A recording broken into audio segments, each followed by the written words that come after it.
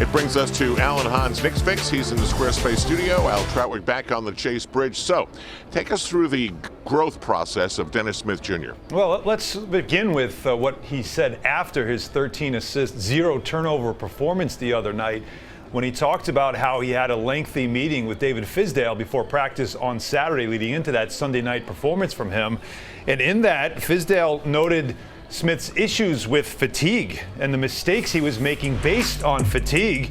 And he said after the game, he said the biggest, this is actually in practice yesterday, the biggest message was to him his conditioning level.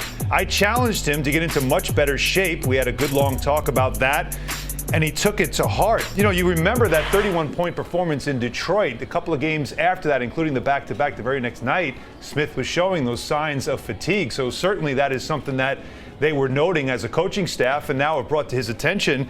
In fact, they went a little bit further. They know his affinity for fast food, and really, who doesn't have that?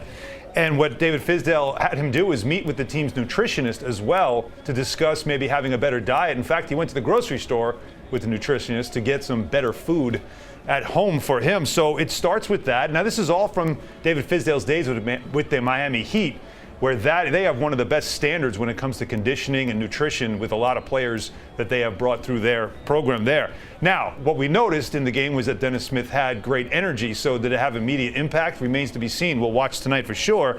However, it's the personal touch that the coach is showing. He had some issues with Rick Carlisle in Dallas, but with David Fizdale, he's getting very close already to his new coach. In fact, he said it really shows that he believes in me, believes in my ability. When you have a coach like that, you should go out and put a max effort every time you get a chance. If I can get to the next level they want me to be, I can consistently bring it night in, night out.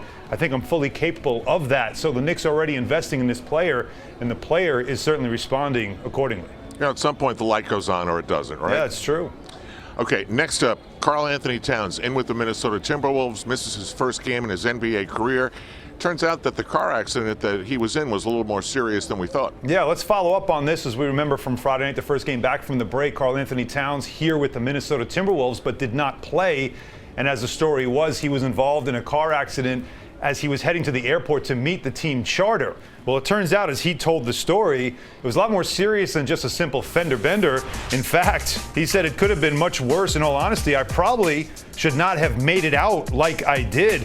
He said yesterday that he was, quote, lucky to be alive after that accident. It involved a semi-truck that hit the car that he was in. He was a passenger in a Hyundai Santa Fe that was driven by the team's assistant strength and conditioning coach as they were headed to the airport. They had come to a stop because they were trying to avoid an accident happening in front of them. Truck didn't realize that they had stopped, plowed right into their car, doing about 35 to 45 miles an hour. And Karl-Anthony Towns actually said that if I don't have my seatbelt on, I probably go right through the windshield. I mean, could you imagine that? So it might have ended that streak of 303 straight starts to his career, but it could have ended a lot worse than that for sure. Back on the court last night, looked great, so all's well that ends well. Alan, we know the Sixers went through their process, and we also know they got more wrong than they got right. One of them was Markelle Fultz. What do the Orlando Magic see in him? Well, what they see, obviously, is opportunity in a player that was no longer going to be part of the Philadelphia 76ers process. Process days certainly are over. So they thought they're going to take a chance. They make a significant trade deadline acquisition.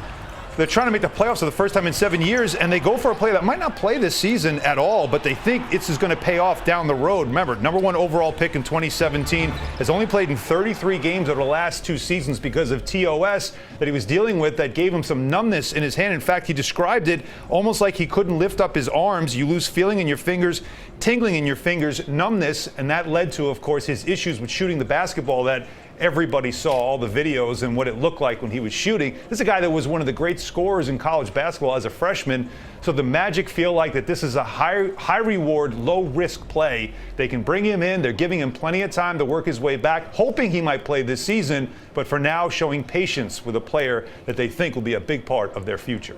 Time now for the stat of the night.